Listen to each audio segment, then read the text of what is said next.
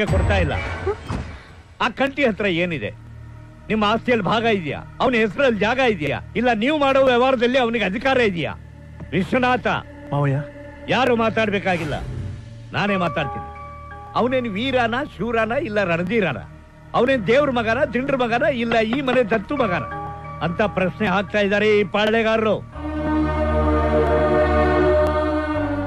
ಎಂಥ ಒಳ್ಳೆ ಮಾತು ಹೇಳ್ಬಿಟ್ರಿ ಬೀಗ್ರೆ. ನನಗೆ ಹೊಳಿದಿರುವಂತ ಆಲೋಚನೆ ನಿಮ್ಗೆ ಯಾಕೆ ಹೊಡೆದು ಬಿಡ್ತು?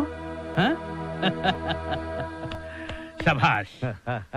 ನಾಳೆನೆ ಕಂಟಿನ ದತ್ತು ತಗೋತಾ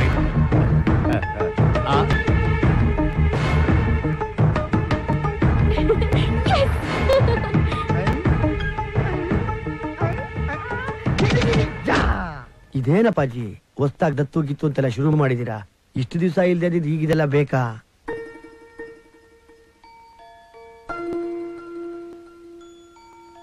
ಮುಂದಿನ ವಾರ ವೇಣುಗೋಪಾಲ ಸ್ವಾಮಿ ಜಾತ್ರೆಗೆ ಬರ್ತೀನಿ ಅಂತ ಹರಕೆ ಹೊತ್ತಿದ್ದೀನಿ. ಬರೋವಾಗ ಮಗನ್ನೂ ಕರ್ಕೊಂಡ್ಬರ್ತೀನಿ ಅಂತ ಹೇಳಿದ್ದೀನಿ.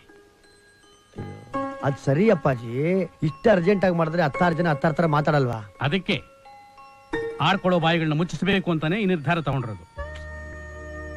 ನೀವೇನ್ ಹೇಳಿ ಅಪ್ಪಾಜಿ, ನಂಗೆ ಇದೊಂಚೂರು ಇಷ್ಟ ಆಗ್ತಿಲ್ಲ. ಹೋಗ್ಲಿ ಬಿಡು, ಹೋಗ್ಲಿ ಬಿಡು. ನಿನಗಿಷ್ಟ ಇಲ್ಲ ಅಂದ್ಮೇಲೆ ಬಿಟ್ಬಿಡು. ನಿನಗಿಷ್ಟ ಇಲ್ಲ ಅಂದ್ಮೇಲೆ ನಾನು ನಿನ್ನ ಬಲವಂತ ಮಾಡಿ ಏನೋ ಪ್ರಯೋಜನ? ಏನೋ ನಾನು ಕಣ್ಣು ಮುಚ್ಚಿದ ಮೇಲೆ ನಿನ್ನ ಕೈಯಿಂದ ಕೊಳ್ಳಿ ಹಿಡಿಸ್ಕೋಬೇಕು ಅಂತ ಈ ಏರ್ಪಾಟೆಲ್ಲ ಮಾಡಿದ್ದೆ.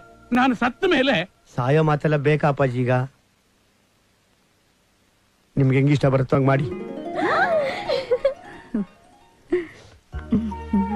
ಆದ್ರೆ ಒಂದು ಅಪ್ಪಾಜಿ, ನಾನ್ ನಿಮ್ಗೆ ಮಾಡ್ತಿರೋ ಸೇವೆ,